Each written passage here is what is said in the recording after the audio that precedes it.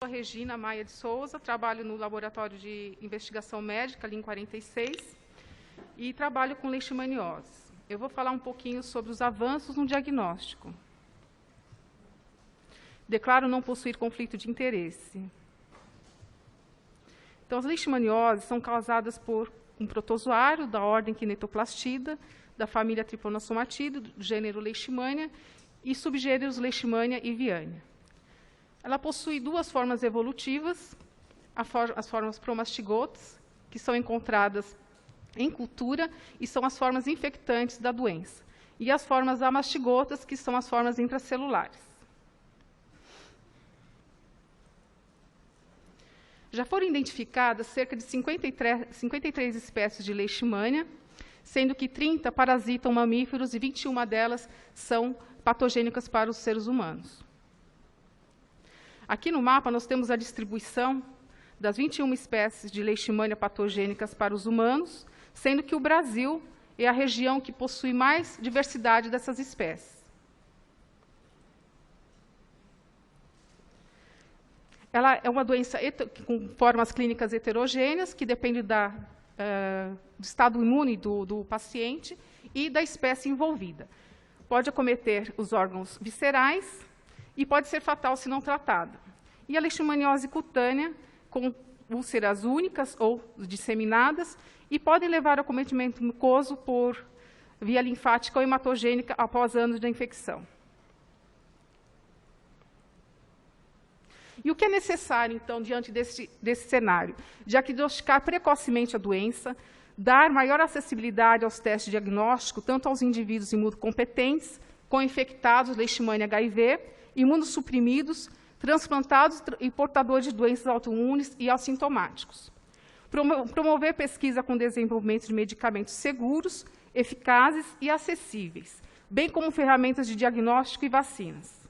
Desenvolver biomarcadores que possam ser usados para predizer a eficácia e o monitoramento de indivíduos submetidos a regimes de tratamento ou recidivas de ambas as formas clínicas.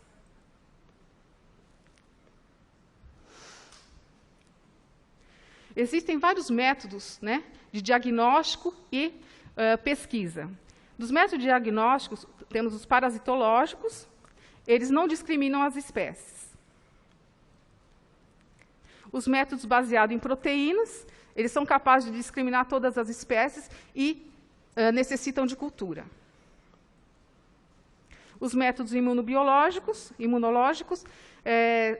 conhecidos, são o intradermoreação de Montenegro, ELISA, a imunofluorescência e imunocromatográfico, que são os mais utilizados no nosso laboratório.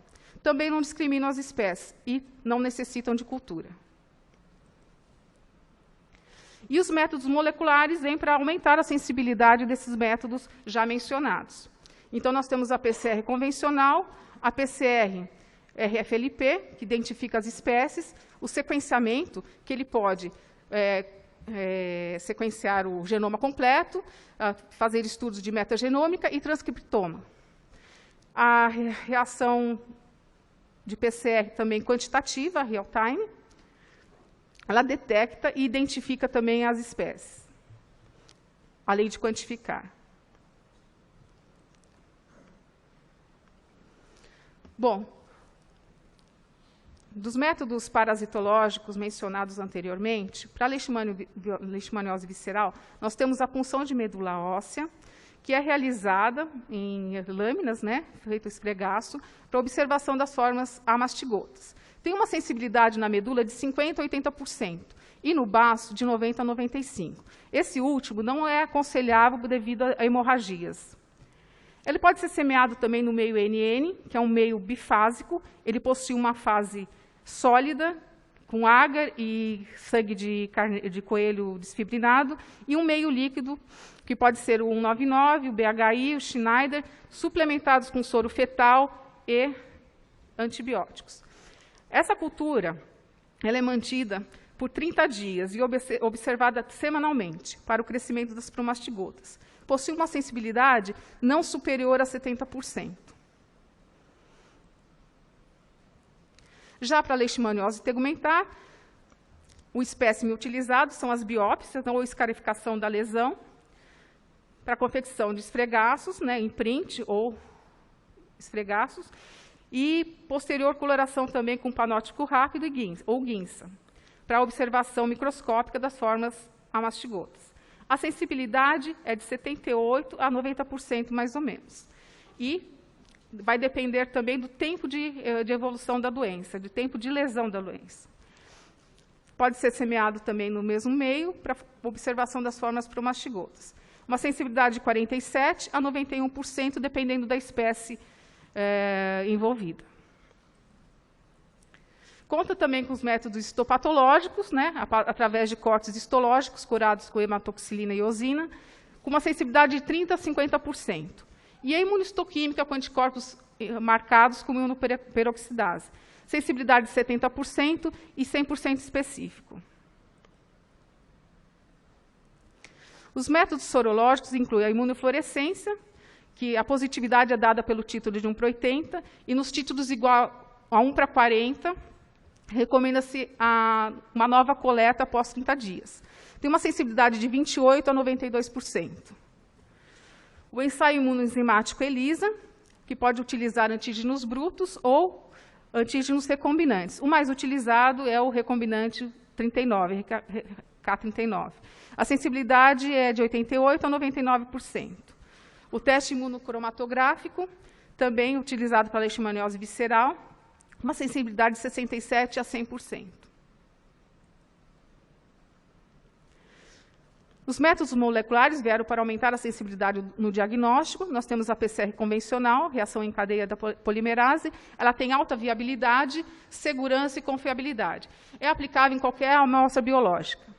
Consiste na amplificação específica do DNA-alvo. Esse DNA-alvo pode ser o ITS1, HSP70, o kDNA, mas o mais utilizado é o kDNA, o DNA de cinetoplasto, e com sensibilidade de 70% a 100%.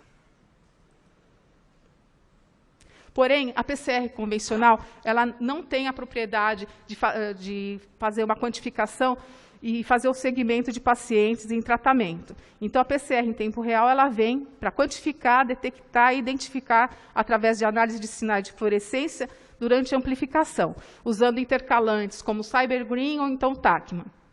Tem uma sensibilidade de 73% a 90%. Aqui nós temos o artigo em que foi aplicada essa técnica para quantificação e monitoramento do tratamento dos camundongos balbici infectados com leishmania amazonensis e tratados com anfotericina associada a nanoemulsões lipídicas. Para identificação, nós temos a reação PCR-FLP, que detecta o polimorfismo do comprimento do fragmento de restrição. Identificação das cepas de referência de leishmania com algo HSP70 é muito explorado e foi uma das publicações de Graça, 2012. E nós utilizamos um trabalho recentemente publicado nosso em 2022. Então, utiliza enzimas endonucleases, são enzimas de restrição, mas são necessárias, muitas vezes, mais de uma enzima para chegar ao resultado final. Nós observamos aqui LB com enzima RAI3 e leishmania naif, elas não se diferenciam, assim como a Leissone e a Shaw, sendo necessária a aplicação de mais de uma enzima. E não é viável para a rotina. Os métodos de sequenciamento também podem fazer essas análises de polimorfismo de nucleotídeo simples, por comparação da sequência da amostra com a sequência de referência de leishmania, em um dendrograma. Dos sequenciadores conhecidos, nós temos de primeira geração, o Sanger, sequencia os fragmentos de DNA individualmente e é útil e eficaz no sequenciamento de fragmentos de DNA de 500 a 900 pares de base. Houve necessidade de melhorias nessa técnica. E daí, em 2005, surgem os sequenciadores de nova geração, ou próxima geração, que inclui o 454 da Roche, Illumina, o da Applied, o Ion Torrent, que sequenciam milhões e até bilhões de fragmentos simultaneamente em uma única corrida. E os de terceira geração, que você pode obter leituras longas, como o Illumina, o PacBio e o MinION do Oxford Nanopore. O MinION Oxford Nanopore É uma tecnologia que está no nosso alcance no laboratório Lean 46. Ele é capaz de detectar diferentes patógenos presentes em amostras clínicas em tempo real, como já foi demonstrado em surtos epidêmicos de ebola, Lassa, Zika e, mais recentemente, SARS-CoV-2. Contorna problemas encontrados em outros métodos de sequenciamento, como erros de leitura, de leituras curtas, ou até mesmo no preparo das amostras. Possui uma vantagem substancial de leituras longas, de 10 a 30 gigas, mais ou menos, fácil portabilidade, tempo de processamento e baixo custo, em torno de $1.000 o equipamento. O princípio da técnica dos nanoporos é detectar mudanças nas propriedades elétricas do DNA. Então, quando o fragmento atravessa o canal, a plataforma identifica a base exata do nucleotídeo por meio de variações de corrente elétrica. É uma explicação bem sucinta. Opa. Então, em busca da identificação por sequenciamento, nós realizamos um piloto com as principais cepas de referência e uma amostra clínica, já com aprovação na comissão de ética.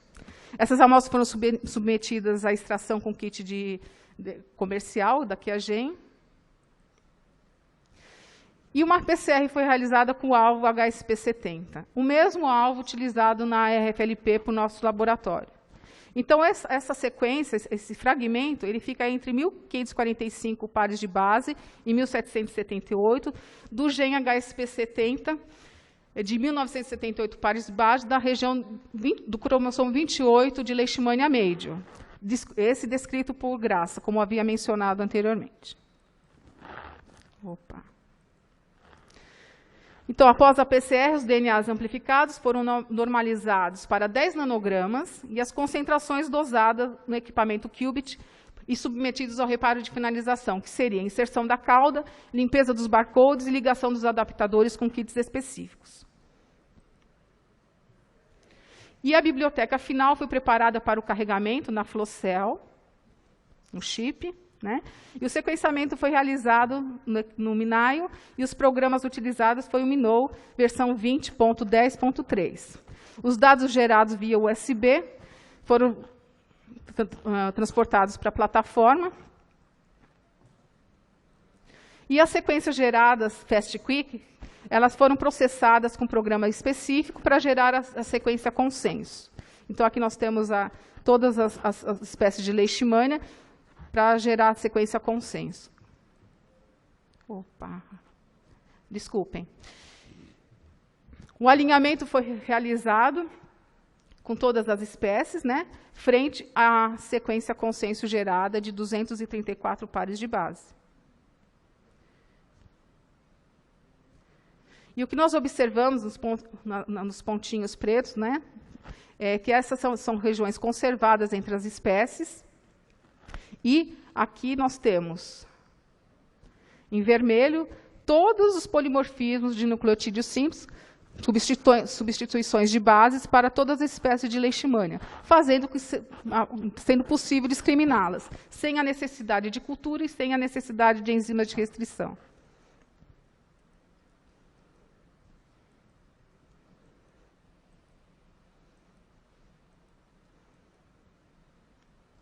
Aqui foi gerada uma árvore filogenética a partir das 45 sequências do gene HSP70. Foram divididos em 8 clados das espécies referência. A amostra 61, a amostra clínica, ficou no clado da Leishmania brasiliense. Leissone, que não se diferenciou de Shawi, ela pertence ao mesmo ramo, porém em clusters diferentes. Assim como a brasiliense, que não se diferenciou de Naif. Elas também estão no mesmo ramo, na mesma ramificação, porém em clusters diferentes. Então, nós concluímos que o sequenciador MinIO é sensível, de fácil portabilidade, rápida execução, com precisão relevante na detecção e identificação das espécies de Leishmania de diferentes formas clínicas da doença. E pode proporcionar um tratamento precoce adequado, otimizar os estudos em campo, principalmente em áreas endêmicas, onde os laboratórios, grandes laboratórios de estrutura para testes de biologia molecular, são inviáveis. Esse trabalho gerou uma publicação, agora em 2022. Meus agradecimentos para toda a equipe que colaborou para a execução desse trabalho, ao Dr. Roberto Iramoto, pelo fornecimento dos kits RK39, e todos os colaboradores do Laboratório de Parasitologia.